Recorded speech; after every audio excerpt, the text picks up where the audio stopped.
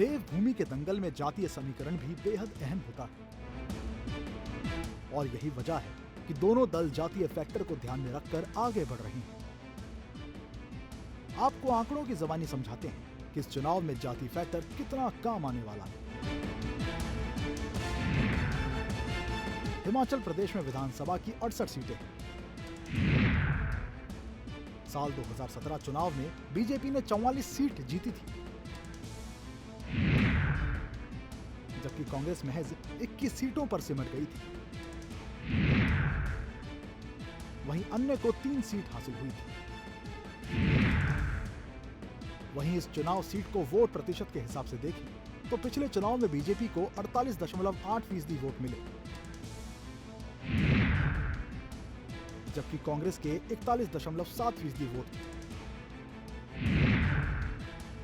और अन्य को 9.7% वोट मिले। वहीं अगर बात जातीय समीकरण की करें तो राजपूत यहां निर्णायक सिद्ध होते हैं, जबकि दूसरे नंबर पर दलित आबादी है। प्रदेश के 2 जिला शिमला और सिरमौर की 17 विधानसभा सीटों पर दलित मतदाताओं का प्रभाव है,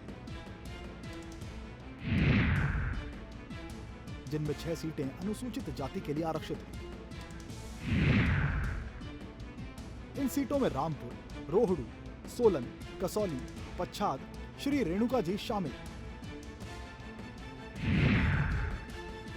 शिमला में अनुसूचित जाति के मतदाताओं की आबादी 45% के करीब है, तो वहीं सिरमौर जनपद के पच्छाद विधानसभा में 37% दलित मतदाताओं की आबादी है। 2011 की जनगणना के अनुसार शिमला और सिरमौर में दलित मतदाताओं की आबादी 30% से ज्यादा है। वहीं बात सवर्ण मतदाताओं की करें तो 50% से ज्यादा आबादी सवर्ण मतदाताओं की है, जिसमें सबसे ज्यादा 32.72% राजपूत और 18% ब्राह्मण है। इसके अलावा अनुसूचित जाति की आबादी 25.22% है